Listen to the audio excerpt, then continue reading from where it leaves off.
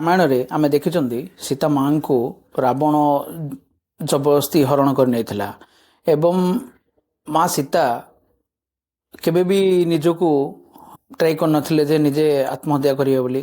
କାହିଁକି ନା ତାଙ୍କର ବିଶ୍ୱାସ ଥିଲା ଭଗବାନ ରାମ ନିଶ୍ଚୟ ଆସିବେ ଆଉ ତାଙ୍କୁ ମାରିବେ, ଆଉ ସେଇଆ ହିଁ ହେଲା। ସେମିତି ମହାଭାରତରେ ଦ୍ରୌପଦୀକୁ ଜଙ୍ଘରେ ବସିବା ପାଇଁ ବି କହିଥିଲେ, ଆଉ ସେଇଠି ତାଙ୍କର ନିବସ୍ତ୍ର ବି କରାହେଇଥିଲା। ଭଗବାନ କୃଷ୍ଣ ତାଙ୍କୁ ଯାଇକି ରକ୍ଷା କରିଥିଲେ। ଆମ ସମାଜରେ ଆଉ ଦ୍ରୌପଦୀ